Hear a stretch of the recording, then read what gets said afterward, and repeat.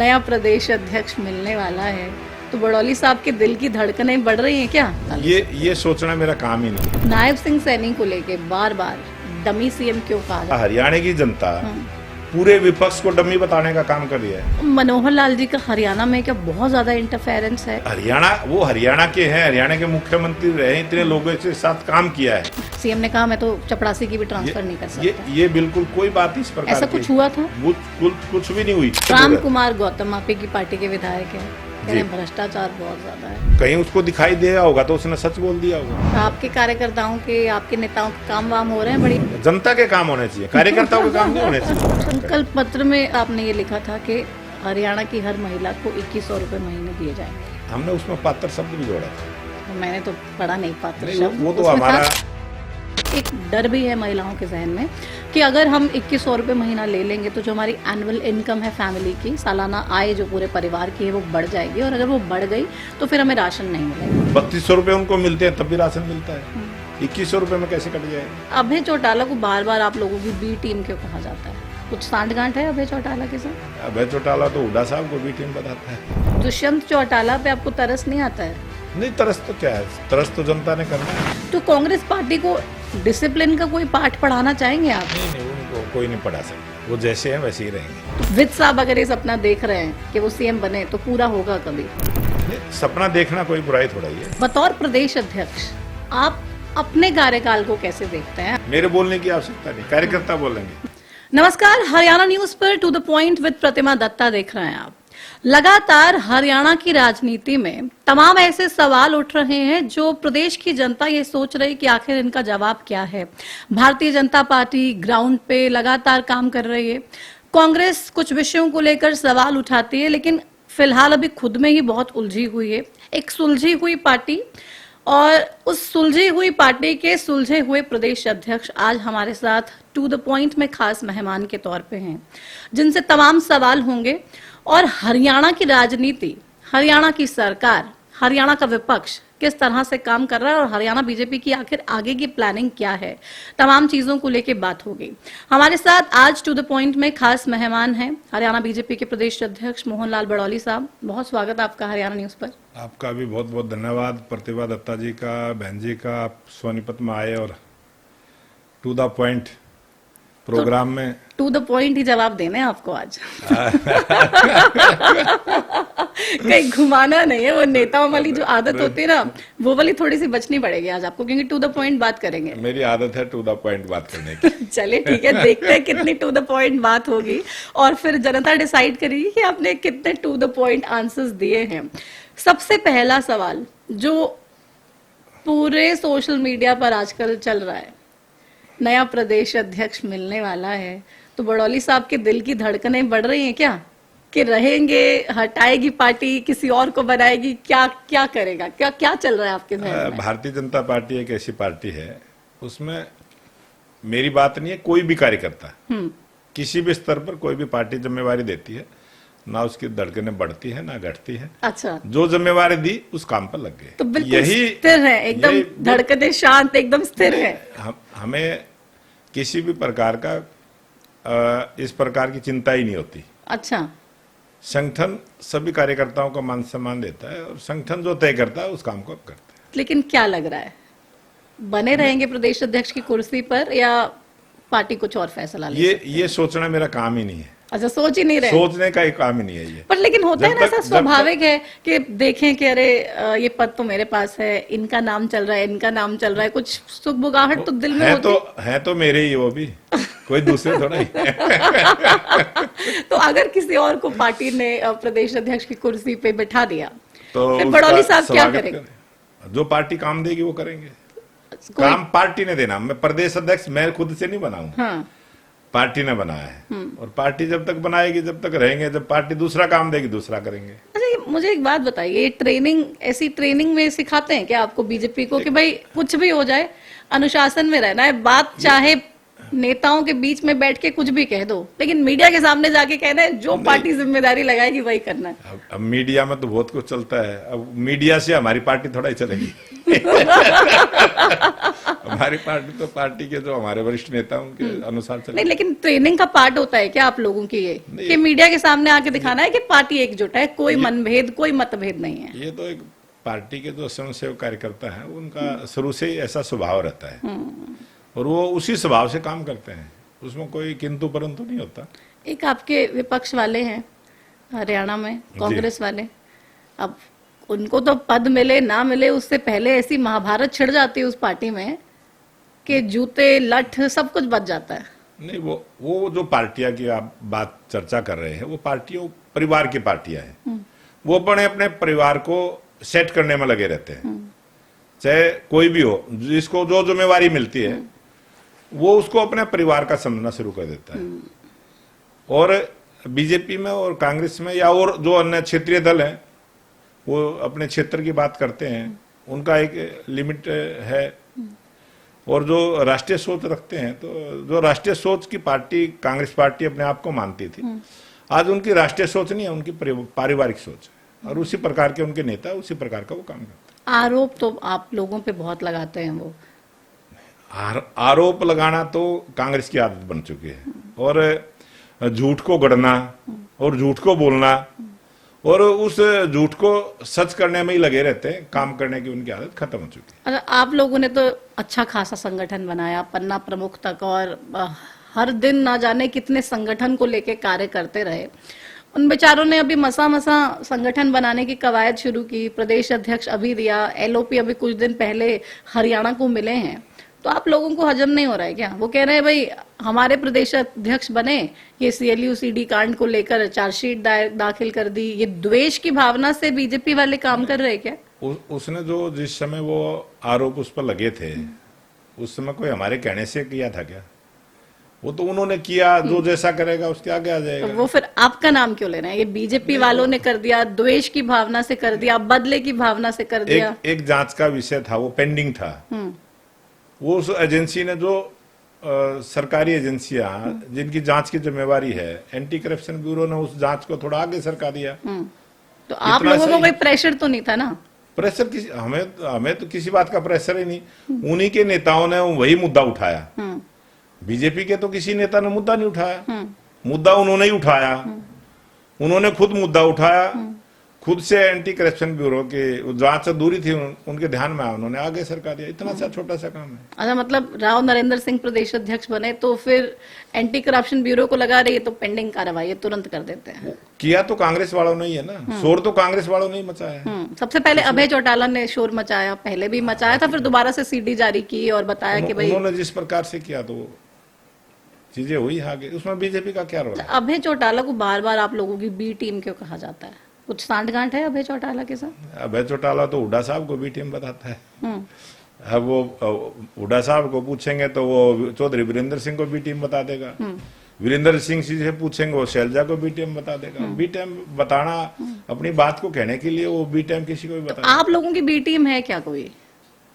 Bharatiya Janata party अपने विचार से काम करती है, वो जो दूसरी पार्टियां वो अपने विचार से काम करती हैं, लेकिन वो इस प्रकार की राजनीति करने का प्रयास जरूर करते हैं और उनको सफलता नहीं मिलती है। बहुत सारे ऐसे मुद्दे कांग्रेस ने उठाए हैं। राहुल गांधी ने कई बार क्या क्या बोला है, एसआईआर का मुद्दा किस प्रकार से उठाया है, बिहार चुनाव के अंदर किस प्रकार से बयानबाजी की है, किस प्रकार से देश के प्रधानमंत्री के बारे में शब्दों का चयन कितना शर्मनाक।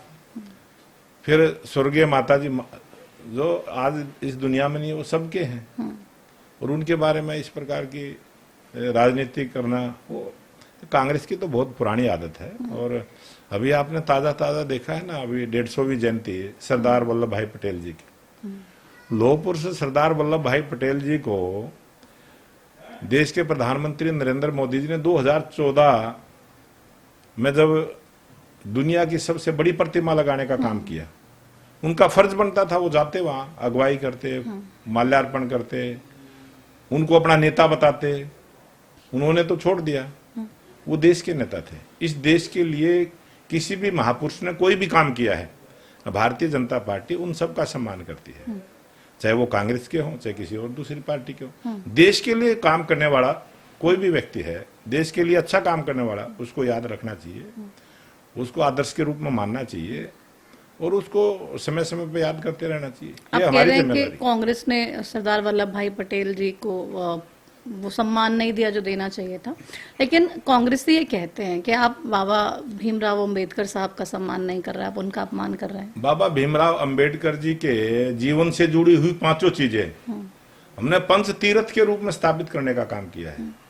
कभी कांग्रेस पार्टी ने या कहीं जो बाबा साहब का नाम लेके राजनीति करने वाले लोग हैं, उन्होंने तो कभी उन्होंने जगह जगह हाथी लगाने का काम जरूर किया, उत्तर प्रदेश में सरकार आई तो, लेकिन जो उनके जीवन से जुड़ी हुई चीजें थी, जहां उनका जन्म हुआ, जहां उन्होंने शिक्षा ग्रहण की, जहां उनका अंतिम संस्कार हुआ, उनको जीवन से जुड़ी हुई जो चीजें थी, हमने 5 तीर्थ के नाम से बाबा भीमराव अंबेडकर जी को, जब तक दुनिया रहेगी, जब तक बाबा भीमराव अंबेडकर को देखने वाले उनके अनुयायी तो रहेंगे, हमेशा रहेंगे, लेकिन उनको भी पता चलेगा कि ये जो काम किया है ये देश के प्रधानमंत्री नरेंद्र मोदी जी की सरकार ने किया है। तो मनोहर लाल देश जी के प्रधानमंत्री नरेंद्र मोदी जी देश के उन सभी महापुरुषों के लिए काम करते हैं जिन्होंने इस देश के लिए कुछ किया है। मनोहर लाल जी के एक बयान को लेकर खूब हो हल्ला हुआ, आपको लगता है कि वाकई में विपक्ष ने उस बयान को तोड़ मरोड़ कर पेश किया? वो हमारे माननीय मनोहर लाल जी जो पूर्व मुख्यमंत्री रहे, आज केंद्र में मंत्री हैं, उन्होंने अपनी बात को स्पष्ट किया है और वो मीडिया में भी आया है, उससे ज्यादा तो कुछ है ही नहीं। तो विपक्ष जो का उन्होंने ही जो जिस नहीं मोटिव विपक्ष था वो जिस प्रकार से भी उन्होंने सारी चीजें स्पष्ट की है, उनका बोलने का भाव क्या था, वो आगे पीछे की चीज को हटा के फिर उसको प्रस्तुत कर देना, ये भी बहुत सारे लोगों की कलाकारी है। कलाकारी आजकल ये भी चल रही है, हर कोई डमी सीएम। प्रदेश में इतनी बारी किसी ने डमी सीएम शब्द सुना नहीं होगा जितना आजकल सुनने को मिल रहा है। नायब सिंह सैनी को लेके बार बार डमी सीएम क्यों कहा जा रहा है? और आपने बतौर प्रदेश अध्यक्ष क्या इसको लेकर कुछ इस पे काम करने के लिए आप बात करी? आज पूरी जनता, हरियाणा की जनता पूरे विपक्ष को डम्मी बताने का काम कर रही है। जब उनको लगा कि पूरी जनता, हरियाणा की जनता कांग्रेस वालों को डम्मी बता रही है, अबे चौटाला को डम्मी बता रही है, जितने विपक्ष के नेता वो अब एक किस्म से बेरोजगार हो गए हैं, कोई मुद्दा नहीं है, वो सब डम्मी साबित हो रहे हैं, कोई काम करते नहीं, विपक्ष की भूमिका निभाते नहीं, तो उसी में से जब हरियाणा की जनता उनको डम्मी बता रही है, लेकिन वो कुछ गुणे चुने लोग हैं, 1-2 लोग हैं, वो इस प्रकार की भाषा बोलता है। आज हरियाणा में जिस प्रकार से तीसरी बार भारतीय जनता पार्टी की सरकार बनी है और जिस 3 गुना गति के साथ विकास के काम, कोई भी ऐसी जब भी चुनाव हुए हैं, अपना संकल्प पत्र पार्टी या सब जारी करती है। हमने अपना संकल्प पत्र जारी किया और 217 वायदे हमने अपने संकल्प पत्र में किए। पहली ऐसी तीसरी बार की भारतीय जनता पार्टी की सरकार, जिस मुख्यमंत्री जी शपथ लेते हैं, मंत्रिमंडल शपथ लेता है और मंत्रिमंडल की बैठक से पहले ही 25,000 युवाओं को रोजगार देने का काम करते हैं। कितनी बड़ी बात है, कभी किसी ने सोचा नहीं। और वही लोग, मैंने 3 दिन पहले एक पत्रकार ने मेरे से सवाल किया कि आज तक जो है 10,000 नौकरियां दी हैं, इतनी बड़ी झूठ बोल देते हैं। 25,000 नौकरियां तो पहले ही दिन दी है, सब पूरी दुनिया को पता है, लेकिन उनको 25 की 10 दिखाई देती हैं। अब उनको दिखने में कमजोरी है, उनको समझने में कमजोरी है, तो जनता उनको डम्मी बता रही है। तो ये जो डम्मी वाली बातें, ये सारी हवाई है, ये तो एक बोलने का कुछ है नहीं उनके पास। और आज हरियाणा में कितनी अच्छी सरकार चल रही है, विकास के काम हो रहे हैं। आज ही हरियाणा का 59 वर्ष पूरे हुए, 60वें वर्ष में प्रवेश किया है और आज हरियाणा में 2 बड़ी स्कीमें लागू की है। आज पेपरलेस ई रजिस्ट्री का कितना अच्छा कंसेप्ट है, उसमें भी कोई ना कोई बुराई ढूंढने का काम करेंगे। कोई सुझाव कभी नहीं आता, विपक्ष की जिम्मेवारी है कि सरकार को सुझाव दे। लेकिन विपक्ष तो भी अच्छे से काम कर नहीं रहा है ना, विपक्ष तो बस कुछ बातें उठा लेता है, कभी कभी कर लेता है।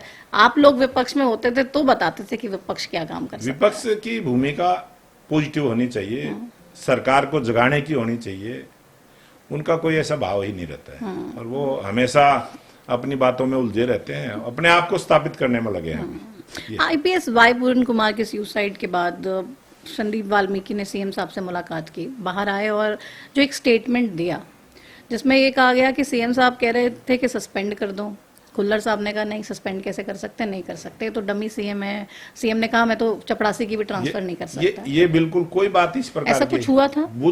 कुछ भी नहीं हुई। हम कितनी बार साथ रहते हैं, कभी अगर कोई मुख से बात आएगी उसी के सामने आएगी वो बात।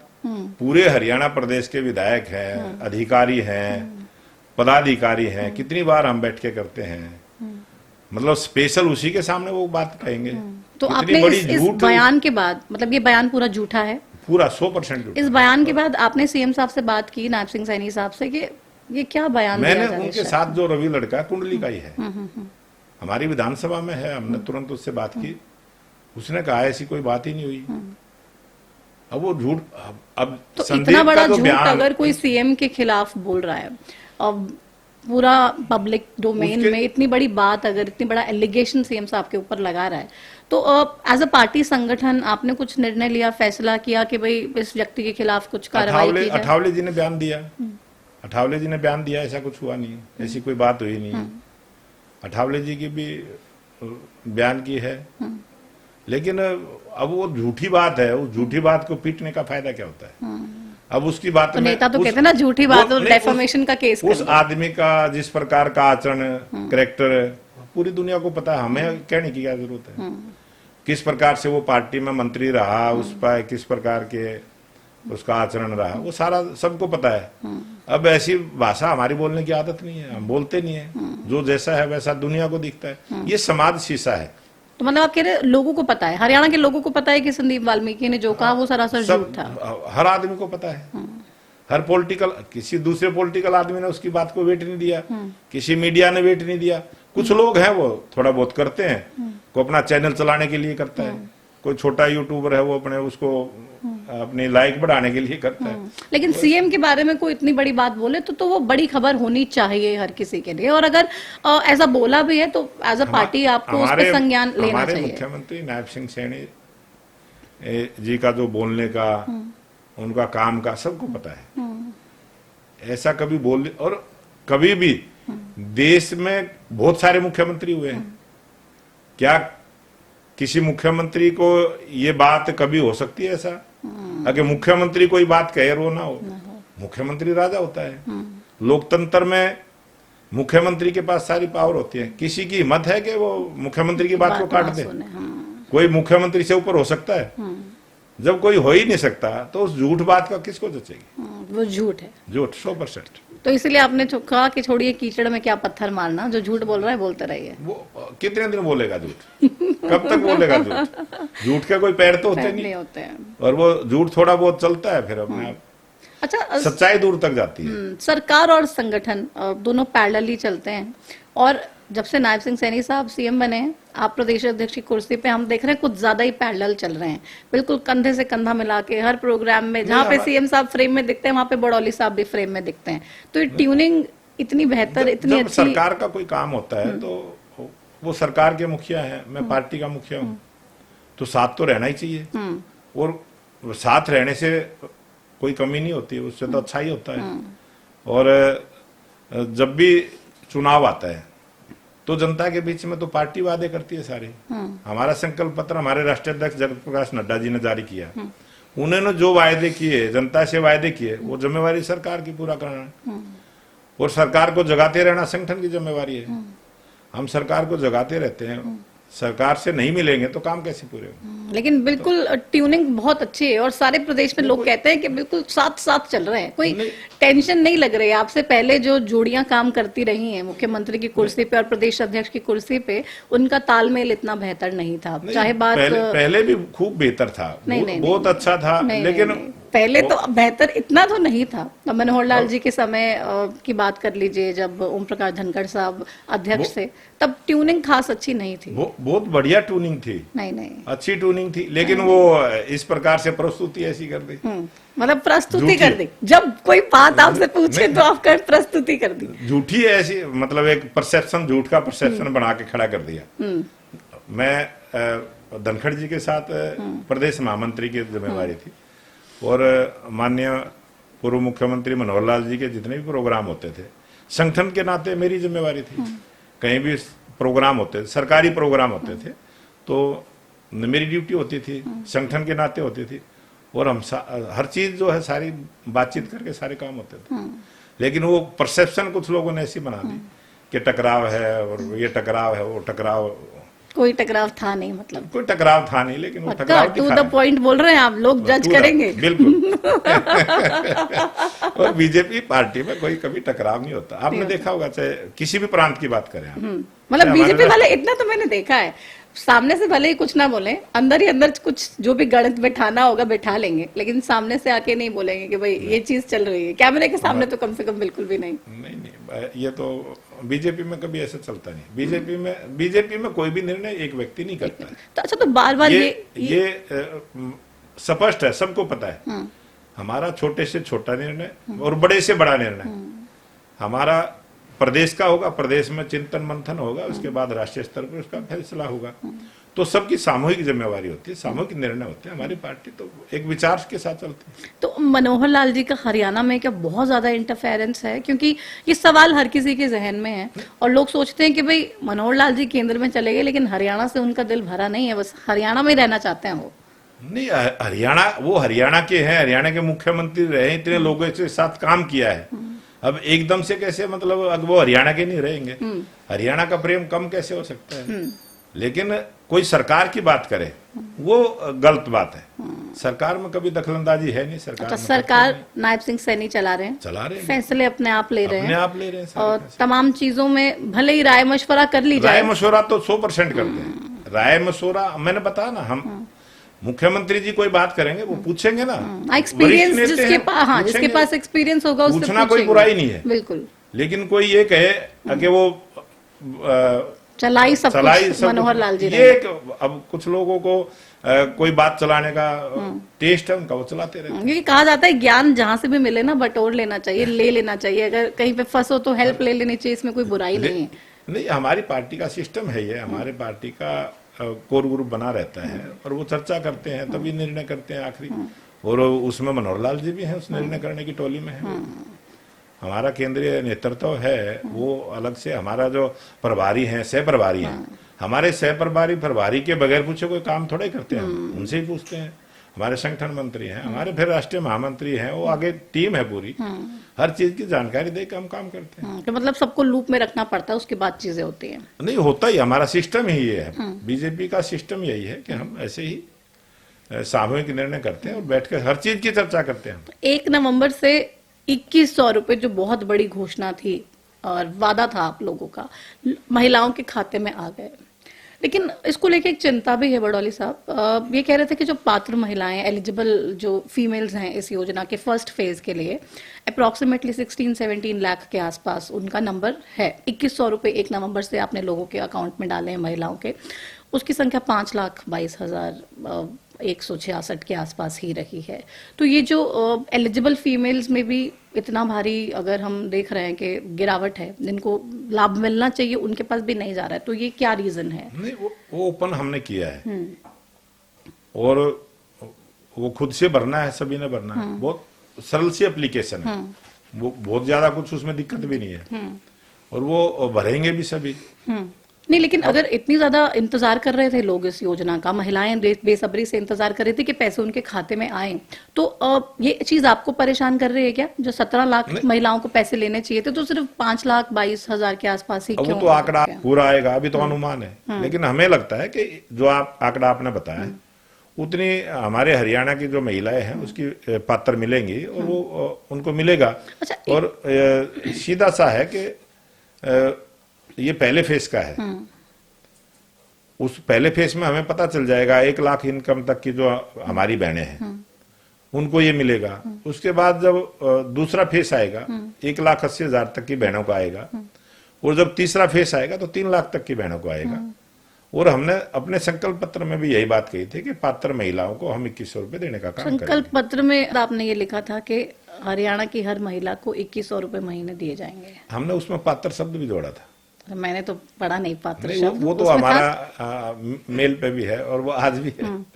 लेकिन और हम 2 स्कीमें ऐसी थी, एक तो बच्चियों के लिए थी, उसमें भी जो स्कूटी की बात थी वो भी पात्र की थी। 2 जगह वही था कि जो उसकी पात्र है उनको मिलेगा। तो और पात्र वही होगा जो पात्रता तय करेंगे। और कोई ना कोई चीज देनी है तो तय तो करना पड़ेगा। इस देश में बहुत सारी महिलाएं ऐसी हैं जो सर्विस में है। अब जो सर्विस में नौकरी में है तो सभी को कैसे दे देंगे? जो नौकरी में है उसको देने का तो कोई लाभ नहीं है। जो इनकम टैक्स देने का काम करते हैं, जो खुद से साधन संपन्न है, उनको दे। सरकार की योजना गरीब के लिए और कमजोर के लिए, सरकार यही काम करती है। और हमारी सरकार गरीब का हक गरीब के घर तक पहुंचाने की योजना हमारी सरकार की है और वो हम काम कर रहे हैं। इसको लेकर एक और चिंता है जो हमें भी हमारे चैनल में लोग अक्सर सवाल पूछते हैं और ये कहते हैं कि एक डर भी है महिलाओं के जहन में कि अगर हम 2100 रुपए महीना ले लेंगे तो जो हमारी एनुअल इनकम है फैमिली की, सालाना आय जो पूरे परिवार की है वो बढ़ जाएगी, और अगर वो बढ़ गई तो फिर हमें राशन नहीं मिलेगा। ये अब ये प्रतिभा जी, जो हमारी 60 वर्ष से ऊपर की बहनें हैं या जो विधवा बहनें हैं, उनको 3500 रुपए जो देने की, हमारे 3200 रुपए देने की जो है, तो वो जो 3200 रुपए मिलते हैं उससे तो कम है 2100 रुपए। 3200 रुपए उनको मिलते हैं तब भी राशन मिलता है। 2100 रुपए में कैसे कट जाएगा? नहीं कटेगा। 2100 रुपए में तो उससे कम है ना। जिनको 3200 रुपए मिल रहे हैं उसमें तो राशन उनको मिल रहा है और 2100 मिलेंगे तो राशन कट जाएगा। हरियाणा न्यूज पे प्रदेश अध्यक्ष साहब मोहन बड़ौली जी कह रहे हैं कि आप एप्लीकेशन भर दो, बिल्कुल 100% मिलेंगे ही मिलेंगे, और ये नहीं है कि फैमिली इनकम बढ़ गई तो फिर राशन नहीं मिलेगा, ऐसा नहीं है। अब ये तो जो विपक्ष वाले हैं वो अगर ये बात चला रहे हैं तो मैं आपके चैनल के माध्यम से सभी हरियाणा की बहनों से निवेदन करूंगा कि वो अपना फार्म अप्लाई करें। 1 लाख तक की इनकम जिन बहनों की है, और वो परिवार में चाहे एक है चाहे दो है, बहुत सारे परिवार में ऐसे हैं, बेटियां हैं 21 वर्ष की आयु हो गई है, बगैर शादीशुदा है, कोई 23 वर्ष की भी हो गई है, कोई 25 की भी हो गई है, वो भर सकती है, उसको मिलेगा। लेकिन उसकी इनकम 1 लाख रुपए, तो उससे कोई टेंशन नहीं है।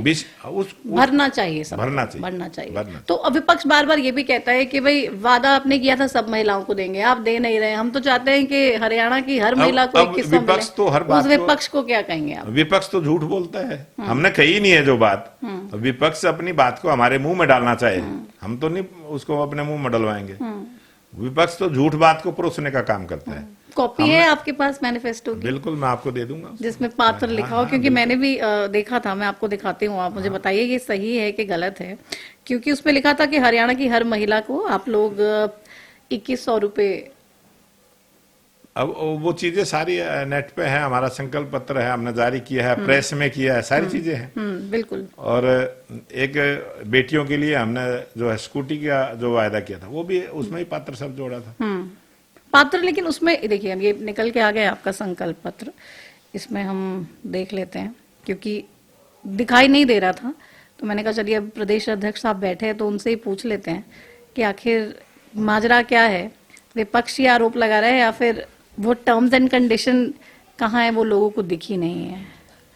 ये तो एक चर्चा का विषय है। क्या विपक्ष ये मानता है कि जो अच्छे से कमाते हैं, जो सर्विस में है, उनको देना चाहिए? नहीं, मतलब वो तो कह रहे हैं कि आपने वादा फिर इस तरीके से किया था। अगर वायदा हमने बताया ना, हमने कहा था कि जो पॉलिसी बनाई है हमने, बगैर पॉलिसी बनाए कैसे कोई चीज दे सकते हैं? पॉलिसी तो बनानी पड़ेगी। नियम सर्विस देते हैं, सर्विस का भी रूल लिखा जाता है, सर्विस रूल की बुक बनती है। तो मतलब पॉइंट के नीचे कहीं पीछे छुपा के अपने लिखा था कि ये 2100 सबको नहीं मिलेंगे, 2100 सिर्फ और सिर्फ एलिजिबल लोगों को ही मिलेंगे जो क्राइटेरिया सेट किया जाएगा। एक क्राइम को लेके बहुत बवाल मचा हुआ है पूरे प्रदेश में, इतना ज्यादा क्राइम बढ़ रहा है और कह रहे हैं कि क्राइम संभालना बीजेपी के बस की बात नहीं है। आपको लग रहा है कि वाकई में ऐसा है? आज देश में 21 प्रांतों में हमारी सरकार है। आपको लगता है कि देश में क्राइम बढ़ा है? हरियाणा, अमन और शांति की पहचान हरियाणा की है, और हरियाणा में कोई व्यापार करने ना आ रहा हो। आज हरियाणा में व्यापारियों की संख्या बढ़ रही है, काम करने वाले की संख्या बढ़ रही है। आज किसी भी प्रकार का कहीं किसी को आने जाने में डर नहीं है। हमारी बहन बेटियां रात के समय भी सड़कों पे टहलती हुई नजर आएंगी। आज अगर क्राइम बढ़ेगा तो सबसे पहले घरों में दहशत बनती है। आज सभी अपना काम फ्री माइंड से कर रहे हैं, लेकिन कहीं कहीं ऐसी वारदातें होती हैं क्राइम कई प्रकार के हैं, बहुत सारे क्राइम तो डिजिटल क्राइम भी आज के डिजिटल भी है सबसे ज्यादा, लेकिन आजकल तो गैंग वॉर और ये जो गैंग्स बहुत एक्टिव हो गए हैं, ये तो बहुत तांडव मचा रहे हैं। जिस प्रकार के गैंग है बाहर बैठा है, अब कई दफे तो हमें जानकारी में आया कि इंडिया में बैठा हुआ आदमी फोन करता है, फोन उसका विदेश का आएगा, ऐसी भी तकनीक है, वीपीएन का इस्तेमाल करके ऐसी भी कोई तकनीक हमें सुनने में आता है। और कई तरह की ऐसी ऐप चल गई हैं कि उसमें बहुत सारा उटपटांग होता है।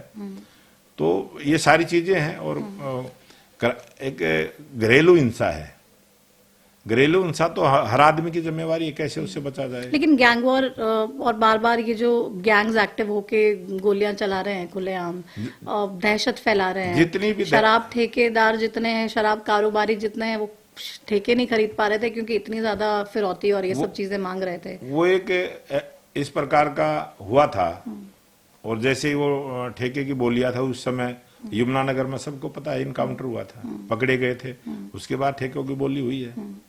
वो कहीं ना कहीं जो ठेकेदार होते हैं उनकी आपस की भी होती है, बहुत सारे इस प्रकार के लोग होते हैं। और वो मैंने जो बताया ना टेलीफोन के माध्यम से कुछ नेताओं को भी यही है, धमकियां मिली और गैंग इस प्रकार का दिखाते हैं, बहुत सारी चीजें हैं। लेकिन कोई भी गैंगस्टर हरियाणा में लोगों में दहशत नहीं फैला सकता, वो कुछ समय के लिए परेशान कर सकते तो हैं। क्राइम की सिचुएशन को लेके आपने नए डीजीपी बने उनसे या उनसे पहले बात की कि भाई क्राइम को कंट्रोल करना पड़ेगा, क्योंकि संगठन में आपको ये चीजें लोग बोलते थे क्या जब ग्राउंड पे जाते थे, तो इस चीज को लेके लोग सवाल लोग उठाते बोलते हैं क्राइम जब भी कहीं घटता है तो लोग बोलते ही हैं। लेकिन जब उसको पकड़ लेते हैं, उनको सलाखों के पीछे डाल देते हैं, तो लोग समझते हैं ना अभी क्राइम करने वाले को तुरंत पकड़ने का भी काम होता है। अब हरियाणा प्रदेश में जो भी क्रिमिनल एक्टिविटी करने वाले लोग हैं उनको तुरंत एक्शन होता है और पकड़े भी जाते हैं, कोई ऐसी बात नहीं है। हरियाणा में पंजाब में कितना बड़ा आतंकवाद देखा है, आज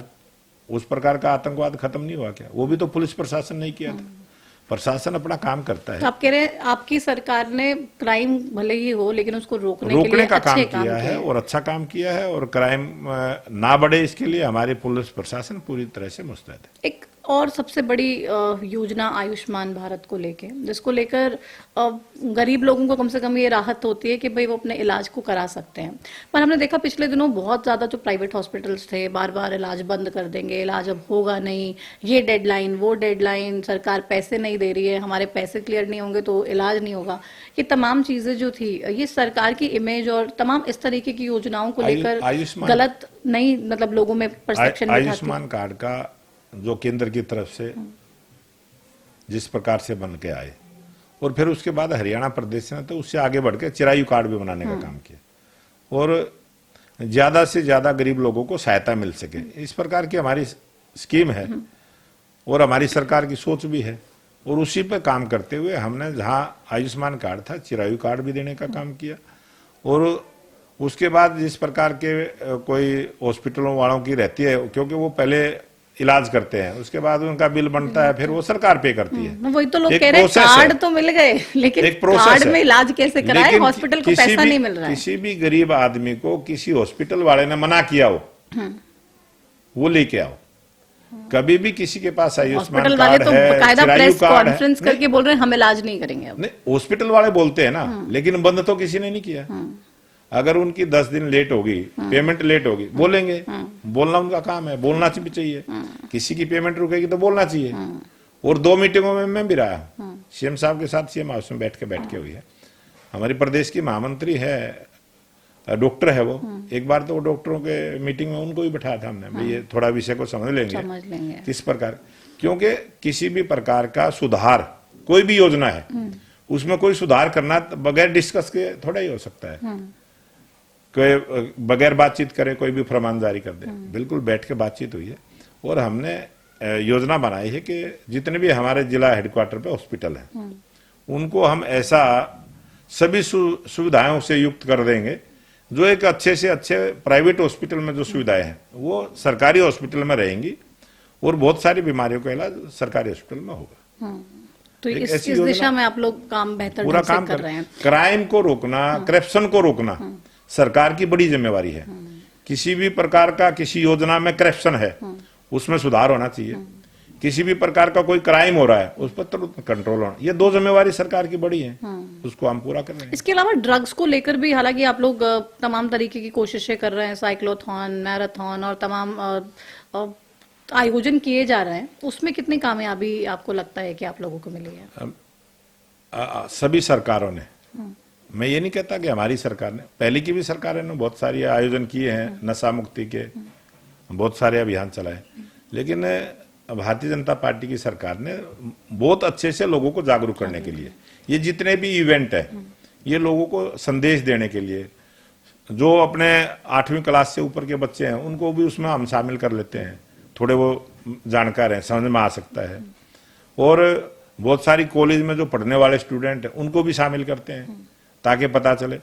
और पूर्व मुख्यमंत्री मनोहर लाल जी ने भी इस प्रकार से पूरे हरियाणा प्रदेश में साइक्लोथॉन यात्रा की थी, नशा मुक्त अभियान चलाया था, उसी प्रकार से नायब सिंह सैनी जी प्रत्येक जिले में, मैं खुद गया हूँ, जिस दिन लास्ट का प्रोग्राम सिरसा में हुआ मैं भी था, तो हम भी गए हैं और हम भी समय समय पर चलाते। अभी सरदार वल्लभ भाई पटेल जी की जयंती का अवसर आया, अब भी हमने नशे से बचने का संदेश दिया है।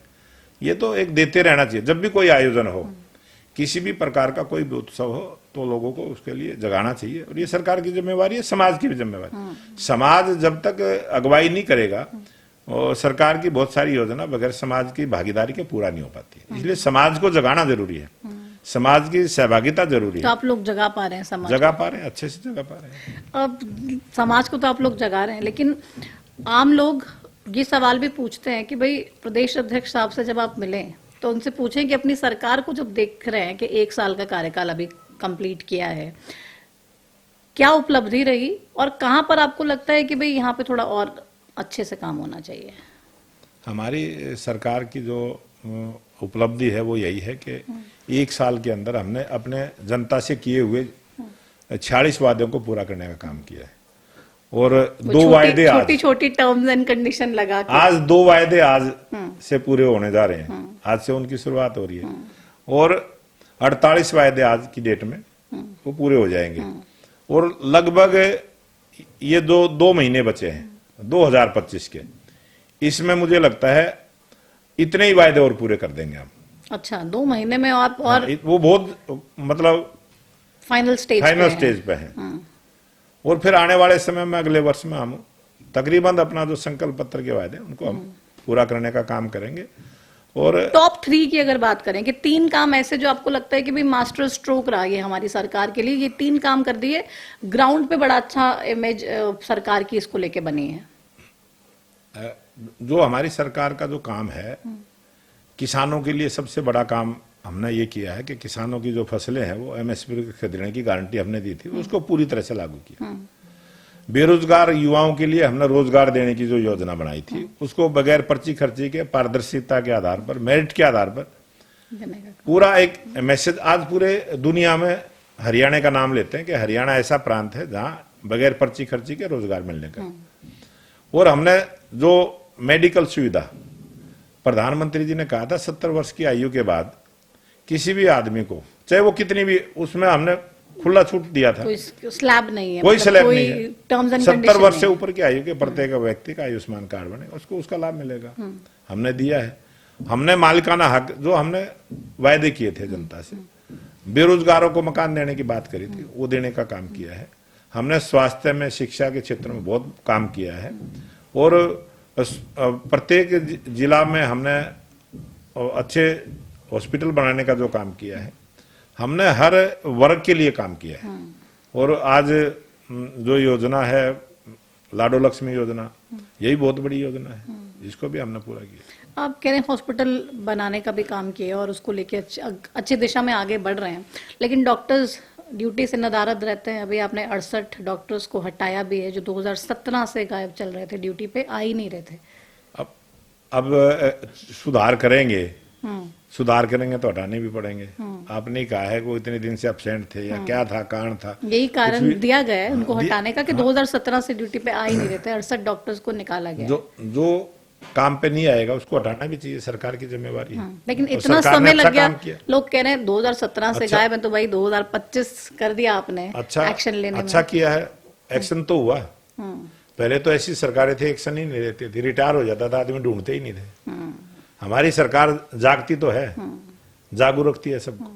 लेकिन आगे लगता है कि और कड़क ढंग से एक्शन होना चाहिए ऐसे डॉक्टर्स पर भी, जो सैलरी ले रहे हैं सरकार से, क्लिनिक चला रहे हैं प्राइवेट और काम कर रहे हैं सारा प्राइवेट और हैं पेरोल पे सरकार नहीं, इस प्रकार का जो भी करेगा उस पर एक्शन होगा, 100% होगा, उसमें कोई ढिलाई भी नहीं होगी, कोई छूट भी नहीं होगी। एक अफसरशाही का बड़ा आपने सुना होगा, हम भी सुन रहे हैं, अफसर सुनते ही नहीं है, बिल्कुल भी मानते नहीं है कि भाई कह रहे हैं कुछ बीजेपी वाले नेता तो कर दो, ऐसा है। अब दो पक्ष होते हैं बहन जी, दो पक्ष होते हैं।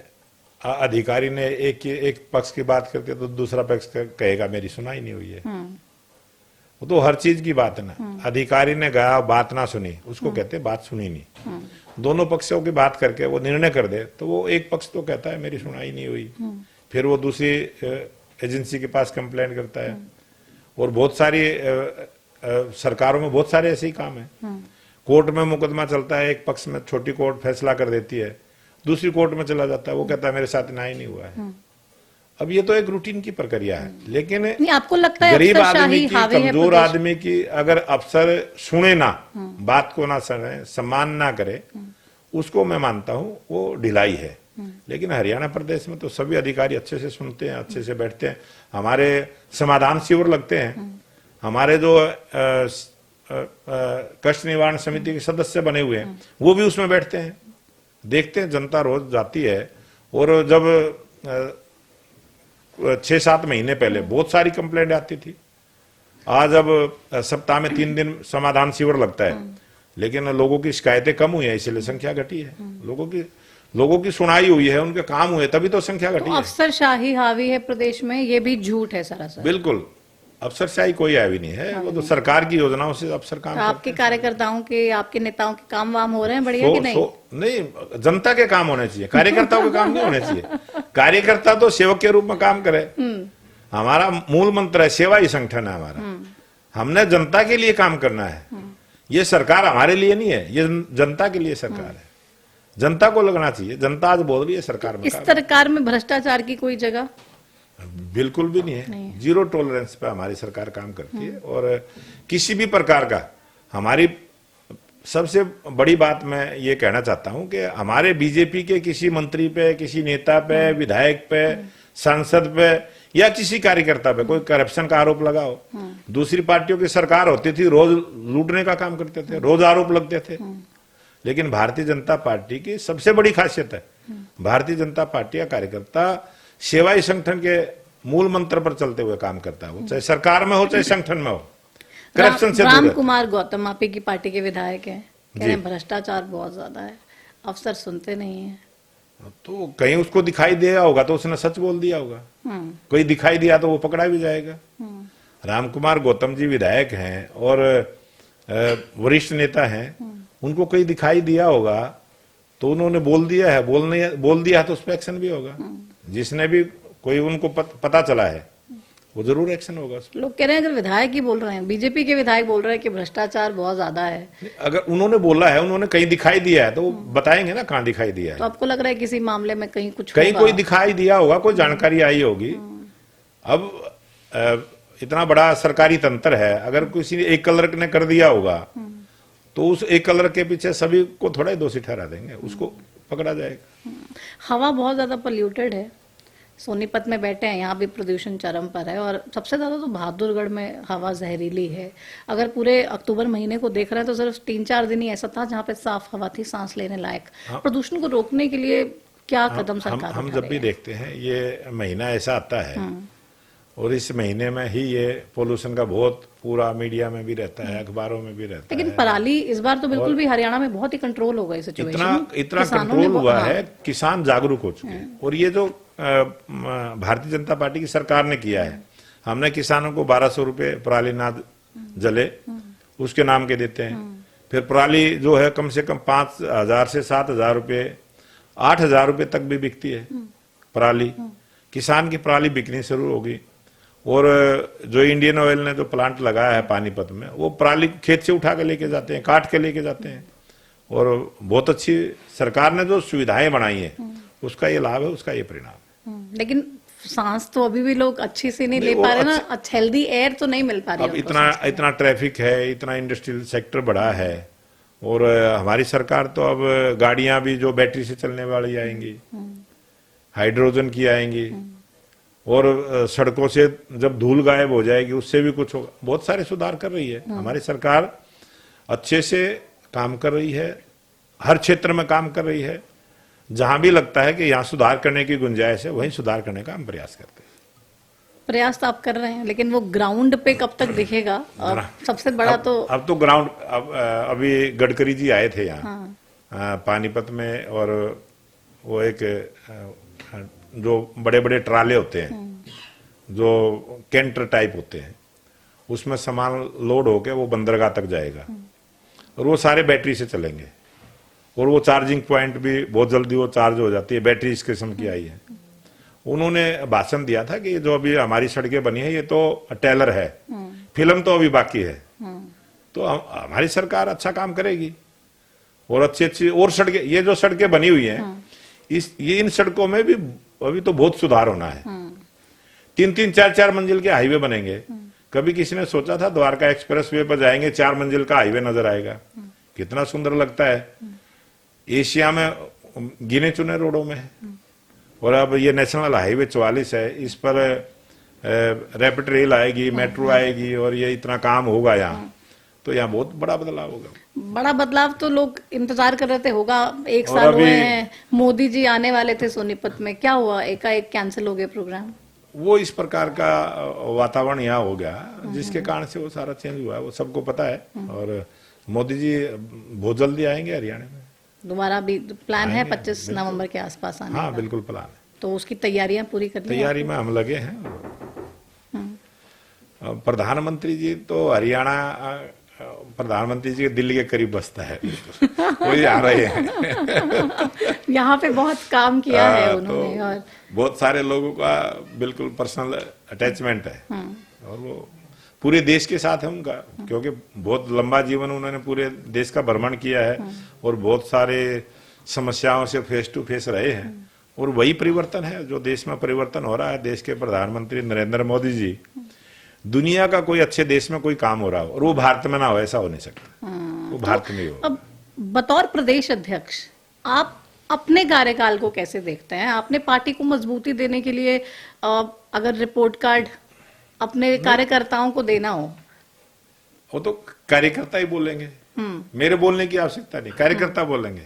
और वो तो कहते हैं ना, वो कई दफे कोई ऐसा संयोग हो जाता है, और तीसरी बार हरियाणा में सरकार बनी है, ये संयोग की बात है कि प्रदेश अध्यक्ष की जिम्मेवारी मुझे मिली, और हरियाणा की जनता ने आशीर्वाद दिया और राष्ट्रीय नेतृत्व पर भरोसा किया। देश के प्रधानमंत्री नरेंद्र मोदी जी के मार्गदर्शन में एक बार भाजपा, बार बार भाजपा, ये लोगों का मंत्र बन गया है। अभी तो 3 बार हुए हैं, कांग्रेस वाले भी ये कहने लग गए हैं कि भाई ऐसा ही हाल रहा कांग्रेस का तो चौथी बार भी बीजेपी आ जाएगी, तो तैयार है आप? 2047 तक तो उन्होंने सपने छोड़ देने चाहिए। अच्छा, 2047 तक तो देश में जब जब भी चुनाव होंगे बीजेपी ही चलेगी। ये ईवीएम की सेटिंग है क्या आगे की? बार बार बोल रहे हैं ईवीएम की देखना चाहते हैं लोग, इस भारत को विश्व गुरु देखना चाहते हैं लोग, इस भारत की समस्याओं का समाधान चाहते हैं, और वो समाधान एकमात्र है भारतीय जनता पार्टी की सरकार। ईवीएम की सेटिंग है, वो कह रहे हैं भाई ईवीएम सेट कर दी इसीलिए ये चुनाव हार गए, वरना ये तो हम जीते ही पड़े थे। ये तो वो करते रहेंगे, वो ईवीएम में उलझे रहेंगे, लेकिन देश की जनता जो है वो ईवीएम का कमल के फूल का बटन दबाकर भारतीय जनता पार्टी की सरकार बनाती रहेगी। तो आप 2047 तक अपनी सरकार बनने के लिए आश्वस्त हो? लोगों ने मन बना लिया कि विकसित भारत देखना है तो बीजेपी की सरकार जरूरी है। 2024 के विधानसभा के चुनाव की बात करें तो हर कोई कांग्रेस की सरकार आने वाली है, कांग्रेस की सरकार ही आएगी, इस तरीके की धारणा जो बन गई थी। कांग्रेस में पूरा मंत्रिमंडल कैसे बांटना है, किसको कौन सा विभाग देना है, उन तमाम तरीके की चर्चाएं चल रही थी। उस सब के बीच सरकार बनाना ये कितना चैलेंजिंग था, और आपने ऐसा कौन सा गुरु मंत्र दे दिया कार्यकर्ताओं को?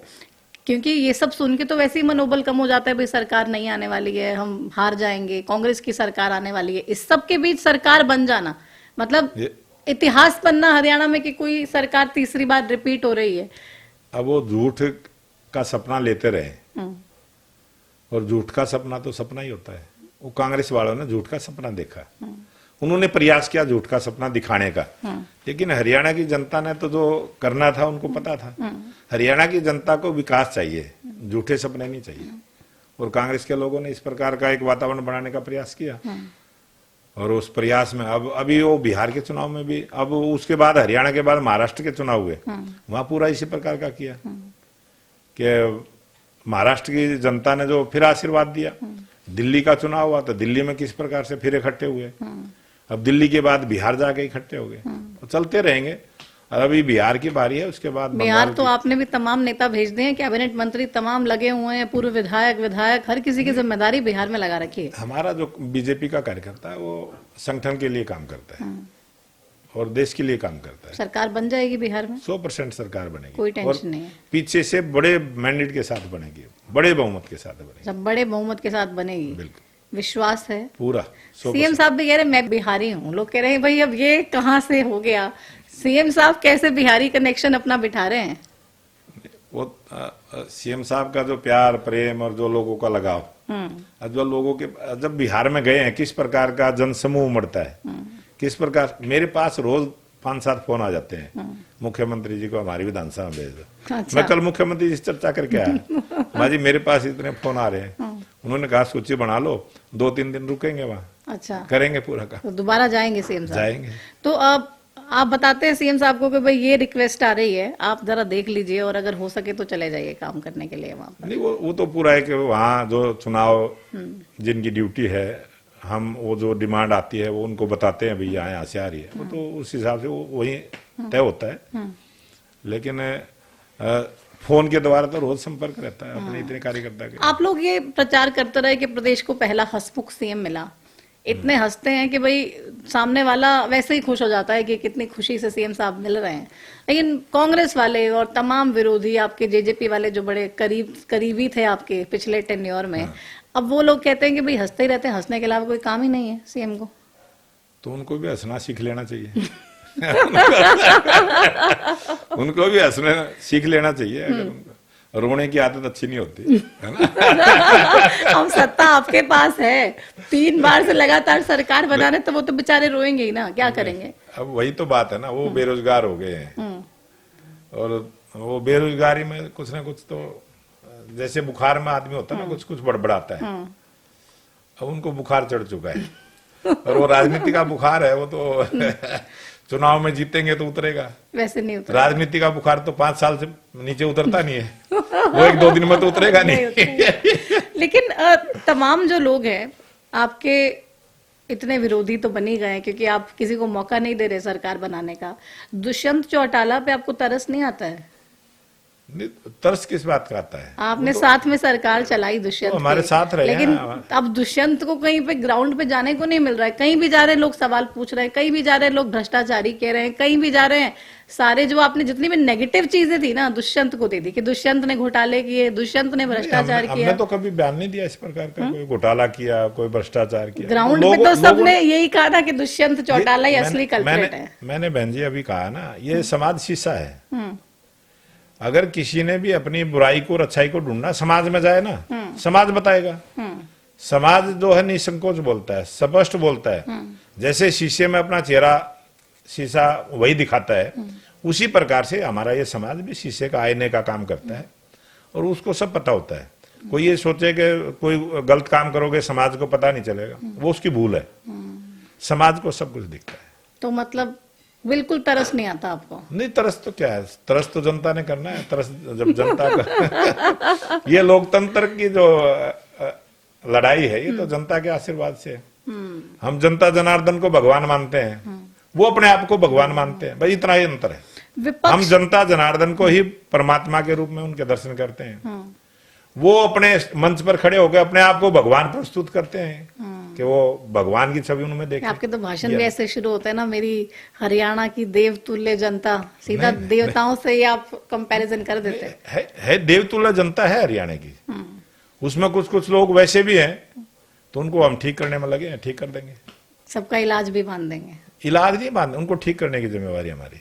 ठीक अच्छा, करेंगे। ठीक मतलब इलाज करेंगे तभी तो ठीक होंगे, बिना इलाज के कैसे ठीक हो पाएंगे? उनकी सोच बदलेंगे, उनका काम, उनके बीच में जाएंगे, उनसे मिलेंगे, लगातार संपर्क करेंगे और लोगों को उस प्रकार की बात को लेके चलें जो हमारी भारतीय जनता पार्टी की नीति है, जो सोच है, उसको लेके चलें। इसीलिए हम बार बार अपने प्रोग्राम करते हैं, बूथ पर प्रोग्राम करते हैं, हम पन्ना प्रमुख तय करते हैं, हम अपने बूथ पन्ने की टीम बनाते हैं। हमारे पन्ना प्रमुख के बाद तो वो कह रहे थे पन्ने फाड़ के फेंक देंगे। अब पन्ना उनके हाथ नहीं लगा, पन्ना उनके हाथ नहीं लगा। अब बताओ क्या करें। लोग अध्यक्ष के कार्यक्रम में जा रहे हैं, वहां पर भी इतना ज्यादा इनडिसिप्लिन देखने को मिल रहा है। तो कांग्रेस पार्टी को डिसिप्लिन का कोई पाठ पढ़ाना चाहेंगे आप, कि आपको लग रहा है नहीं ठीक है, कमजोर है तो कमजोर ही रहे? नहीं, उनको कोई नहीं पढ़ा सकता, नहीं पढ़ा सकता। वो जैसे हैं वैसे ही रहेंगे। तो गुटबाजी लगता है कांग्रेस में है आपको? नहीं, वो जिस विचार का आदमी होता है वो उसी स्थान पे जाता है, और वो जिस विचार के, जिस सोच के लोग हैं वो इकट्ठे हैं, वो वहां पे इकट्ठे हैं। लेकिन जनता आज भारतीय जनता पार्टी के साथ जुड़ रही है, इसलिए भारतीय जनता पार्टी की ताकत बढ़ रही है। तो भूपेंद्र सिंह हुड्डा साहब नेता प्रतिपक्ष बनाए गए, आपको लग रहा है कि कुछ अच्छा रहेगा? कहीं पे आपकी सरकार अच्छा काम नहीं करेगी तो विपक्ष का नेता मजबूत हो, सवाल पूछेगा कम से कम? नहीं, वो अच्छा है। हुड्डा साहब पूछते हैं, बार बार पूछते हैं, उनका जवाब भी देते हैं। तो कहते हैं जीरो सरकार, जीरो परफॉर्मेंस, काम किया हो तो नंबर दूं, नेगेटिव मार्किंग है इस सरकार की। तो अच्छी बात है, उनको दिखता ही नहीं है कुछ। तो आपने काम किया है, आप अपनी सरकार के कार्यकाल को, नायब सिंह सैनी के पहले कार्यकाल को कितने, मतलब एक साल के कार्यकाल में कितने नंबर दे रहे हैं? 100 के 100। 100 के 100। बिल्कुल, इतना बढ़िया काम करा आपको। बहुत अच्छा काम किया है। जनता की भावनाओं के अनुसार काम करना, ये कैबिनेट, ये लोकतंत्र में जिसने जनता की भावनाओं को समझ लिया, जनता की भावनाओं को सम्मान कर लिया, जनता की भावनाओं के अनुसार कायदे कानून बना दिए, वो सरकार ठीक है। और वो जनता के हिसाब से चलते हैं। जनता ने उनको चुना है, और अब जनता जिस प्रकार का काम चाहती है उसी प्रकार का तो हरियाणा मंत्रिमंडल में कोई फेरबदल के आसार भी हैं क्या अभी जल्दी? ये राजनीति में सरकार बनती है उसी दिन मंच से कहना शुरू कर देते हैं 6 महीने की, 1 साल की है, 2 साल। ये ट्रेंड बन गया है, मैं इसको ट्रेंड मानता हूँ। बाकी अभी ऐसा कोई हलचल नहीं, बिल्कुल किसी प्रकार की कोई हलचल नहीं है, किसी प्रकार का। अब उसमें चलाते कोई कुछ भी रहता है, लेकिन है कुछ नहीं ग्राउंड पे। आप लोग अभी तो कोई शफल अच्छी सरकार काम कर रही है, बढ़िया सरकार काम कर रही है, सभी मंत्री, किसी मंत्री पे कोई भ्रष्टाचार का आरोप लगाओ तो जब वो अच्छे से काम कर रहे हैं, सरकार की योजनाएं लोगों के घरों तक पहुंच रही हैं, सबसे अच्छा काम हो रहा है। मंत्री भी सारे बढ़िया काम कर रहे हैं, लेकिन एक मंत्री हैं बड़े तकलीफ में रहते हैं आजकल, सीनियर मोस्ट हैं। अब आपकी हंसी बता रही है कि आपको मालूम चल गया है कि वो क्यों परेशान है विज साहब? नहीं, कोई परेशान नहीं है। वो बेचारे बोलते हैं, फिर आप लोग लेटर पकड़ा देते हैं, कारण बताओ नोटिस भेज देते हैं, फिर वो बेचारे शांत हो जाते हैं, फिर थोड़े दिन बाद उन्हें याद आता है, फिर उठ जाते हैं सवाल पूछने के लिए, कभी गाने गा के मस्ती में पूछते हैं। बहुत मस्त मंत्री हैं हमारे, बहुत सूझबूझ के मंत्री हैं, और बहुत बड़ा राजनीतिक अनुभव उनका है, कोई ऐसी बात नहीं है। लेकिन बहुत सारे खुरापात करने वाले भी लोग होते हैं, वो कई दफे खुरापात करवा देते हैं। अच्छा, लोग करवाते हैं, आपका कोई मंत्री, कोई नेता खुद कुछ नहीं करता है? खुरापात कौन करवा रहे फिर उनसे? कोई आसपास वाले, कोई ना कोई आसपास में रहने वाला कई दफे कर देता है ना, जैसे तो वो कर देते हैं, लेकिन उनको सच्चाई का पता चलता है, वो ठीक हो जाता है, फिर शांत हो जाते हैं। फिर कोई झूठ दे देता है, फिर खड़े हो जाते हैं सवाल। नहीं, ऐसा कुछ नहीं होता ज्यादा। वो कभी कभी वो मुद्दों पर राजनीति करते हैं, ये विज साहब की खासियत है। वो जनता के लिए भी, अपने लोगों के लिए भी, अपने विधानसभा के लोगों की जरा सी बात को भी बहुत सीरियस ढंग से लेते हैं, क्योंकि बहुत चला है कार्यकर्ता की बात को भी बहुत अच्छे ढंग से। विज साहब जितने सवाल पूछ रहे हैं और कैबिनेट शफल होगा तो सबसे पहले छुट्टी अनिल विज साहब की होगी।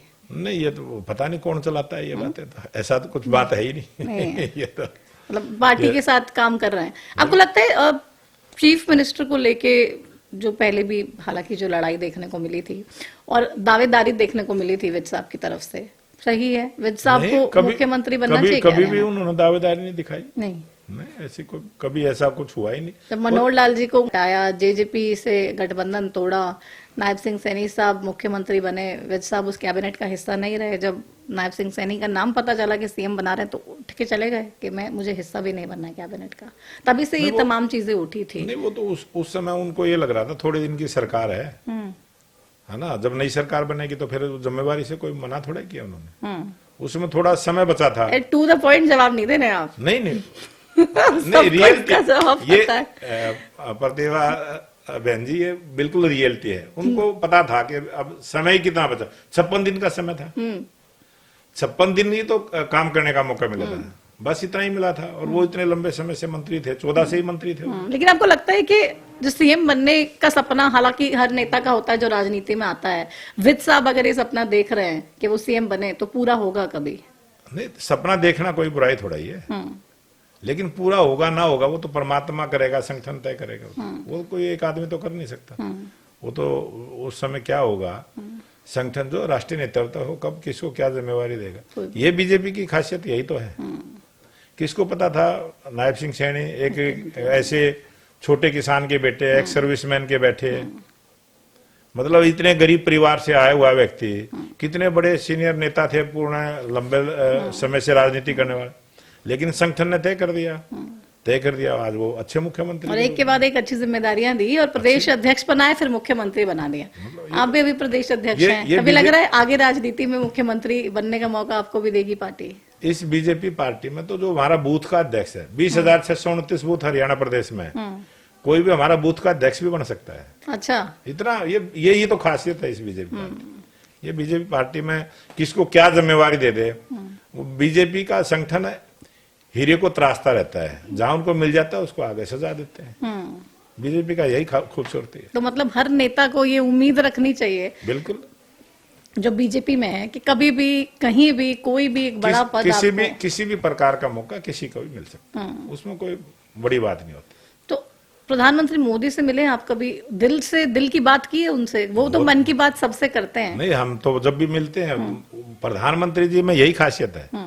आप भी मिले होंगे, आपको भी लगा होगा मन की बात करते हैं। मैं मिली तो नहीं अभी, पर अभी तो हमने जब भी मिलते हैं, बहुत सारे पत्रकार मिलते हैं, आप किसी पत्रकार से पूछिए, प्रधानमंत्री जी बनावटी बात नहीं करते कभी रियलिटी में बात। आपको ऐसा क्या मंत्र दिया प्रधानमंत्री मोदी ने कि हरियाणा में ऐसे काम करना है? कोई मूल मंत्र जिसको लेके आपके दिल में वो बैठ गया और आपको लगे ना भाई मोदी जी ने ये बात कही है, इसकी प्रधानमंत्री जी का एक ही मूल मंत्र है, और वो जब संगठन में थे तब भी, वो राज्य सरकार में है तब भी, कि जो समाज का जो अंतिम पंक्ति का व्यक्ति है उसकी चिंता करनी है। और वो पूछते भी हैं कि अंतिम व्यक्ति के लिए क्या सरकार काम कर रही है, क्या अच्छा काम कर रही है। वो कभी भी बड़ी योजनाओं पर चर्चा नहीं करते, छोटी से छोटी बात की चर्चा करते हैं। जैसे मन की बात में आपने देखा होगा कितनी बारीकी से बहुत सारी चीजों का लोगों को ही नहीं पता होता। बहुत सारी कोई चीज की चर्चा अगर सोनीपत की कर दी तो बहुत सारे सोनीपत वालों को ही नहीं पता होगा, लेकिन प्रधानमंत्री जी को पता होता है। छोटी से छोटी चीज की जानकारी वो रखते हैं और उस पर वो काम भी करते हैं। मनोहर लाल खट्टर जब हरियाणा के सीएम थे तब भी बिल्कुल नजदीकी से आपने उनके साथ काम किया। अब केंद्र में मंत्री हैं मनोहर लाल जी, उनके साथ आपकी ट्यूनिंग और उनके साथ कोई एक ऐसा एक्सपीरियंस जिसमें आप किसी चीज को लेके परेशान हो, खट्टर साहब के पास गए हो और तुरंत उन्होंने हल कर दिया? ऐसे तो बहुत सारे हमारे जीवन कोई में, एक बहुत खास 94 में जब वो आए थे यहाँ, उस समय मैं राई मंडल का अध्यक्ष होता था और हमारे हर मंडल के अंदर आके बैठ के की थी संगठन मंत्री के तौर पर उस समय भी। और उस समय से काम करते करते अब सरकार भी आई है, और जब सरकार आई है तो बहुत सारे कार्यकर्ता ऐसे थे हमारे जैसे जो टिकट चाहते थे, नहीं मिला था, वो काम पे लगे रहे। 14 में नहीं मिला, 19 में हमारे मिल गया। और तो खट्टर साहब थे उस समय, और उन्होंने पहले ही कह दिया था कि चुनाव की तैयारी में लगे रहना चाहिए, कभी भी मुझे मत छोड़ो। और अब भी जब मैं प्रदेश अध्यक्ष बना हूं, उससे पहले भी हमारे को यही कहा था कि अपने चुनावी अपने फील्ड में रहो और लोगों के बीच में रहो और चुनाव की तैयारी करते रहो।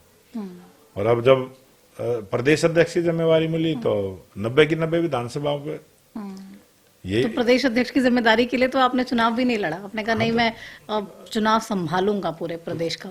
पूरे प्रदेश का चुनाव संभाला, उसका फायदा भी रहा। हमारी तीसरी बार सरकार आ गई, तो इसीलिए दावेदारी आपकी सबसे ज्यादा बननी चाहिए प्रदेश अध्यक्ष की कुर्सी के लिए।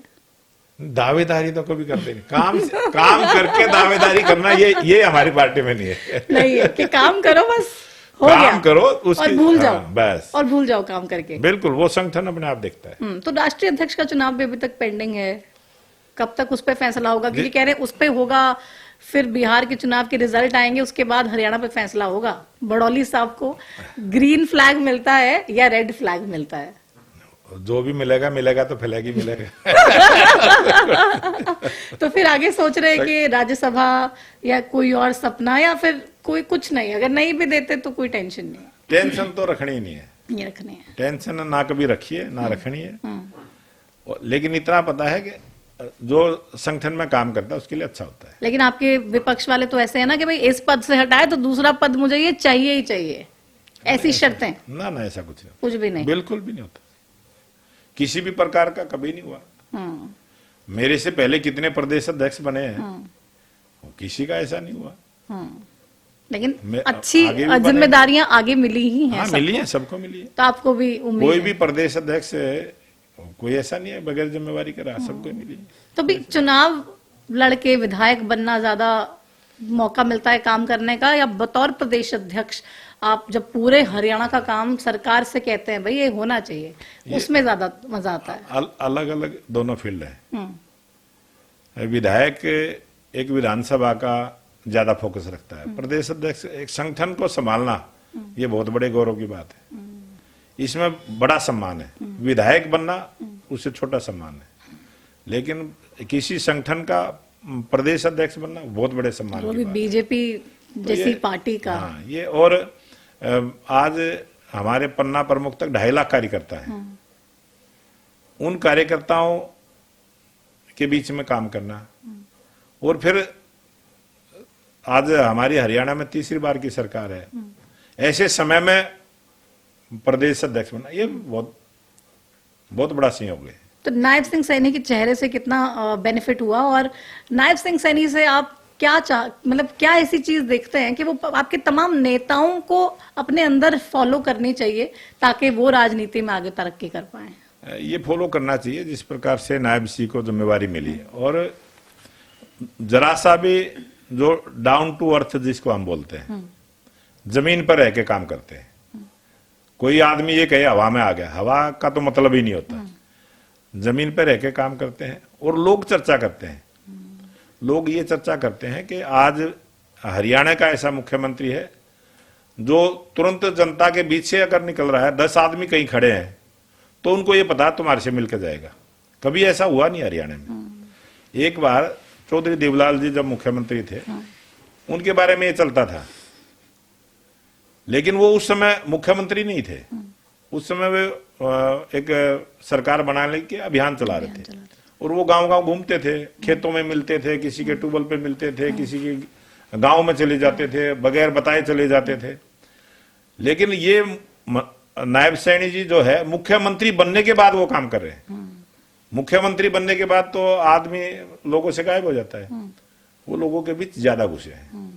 जिम्मेवारी मिलने के बाद ज्यादा जिम्मेवारी के साथ लोगों के बीच में घुसे, ये बड़ी खासियत है। तो यही तमाम लोगों को भी सीखना चाहिए, नेताओं को भी सीखना चाहिए, और यही गुरु मंत्र दे रहे हैं आप। यही गुरु मंत्र है, अगर हिट होना है तो यही करना पड़ेगा। अब ये देखो ना, देश के प्रधानमंत्री नरेंद्र मोदी जी, इतनी बड़ी जिम्मेवारियां हैं, दुनिया के अनेक देशों में जाके आते हैं, अगले दिन प्रोग्राम होते हैं, 24 घंटे देश के लिए काम करते हैं, तो उनसे सीखने को मिलता है, बहुत कुछ सीखने को मिलता है। तो एकदम हिट है हरियाणा की सरकार बड़ौली साहब की नजरों में 100%। और ऐसी सरकार प्रत्येक प्रांत में बने, ऐसी सरकार बने, ऐसे ही मुख्यमंत्री बने सभी, ये मेरा निवेदन। और विपक्ष भी ऐसा ही मिलेगा, जेजेपी, INLD, कांग्रेस के तमाम नेताओं जैसा? विपक्ष जिम्मेवारी समझ के काम करे, विपक्ष झूठ का गुब्बारा बना के हवा में उड़ाते रहे और जनता की नजरों से गिर जाए, ऐसा भी विपक्ष नहीं चाहिए। हम भी विपक्ष में रहे, हम भी विपक्ष में कई प्रांतों में हैं, लेकिन एक जिम्मेवारी की भूमिका निभाने का काम विपक्ष ने करना चाहिए। चलिए, बहुत शुक्रिया बड़ौली साहब इस तमाम बातचीत के लिए। Thank you. आपका, आपके दर्शकों का भी, आप आज आए, सोनीपत में आए, बहुत बहुत धन्यवाद भी करता हूँ, और आपने अच्छी बातचीत की है। और अब टू द पॉइंट हुई है या नहीं, ये तो लोग ही तय करेंगे। टू द पॉइंट तो जनता बता देगी आपको, है ना। और टू द पॉइंट, मेरा स्वभाव है टू द पॉइंट बात करने का, और मैंने टू द पॉइंट बात करी है। कोई जवाब आपका घुमा फिरा के देने का प्रयास भी नहीं किया। नहीं, ठीक है, लोग अब तय करेंगे टू द पॉइंट था या नहीं। बहुत शुक्रिया आपका इस बातचीत के लिए। नमस्कार। नमस्कार। सभी को प्रणाम। सरकार को पूरे नंबर दे रहे हैं बड़ौली साहब और कह रहे हैं कि बहुत अच्छा काम नायब सिंह सैनी सरकार ने किया है हरियाणा में।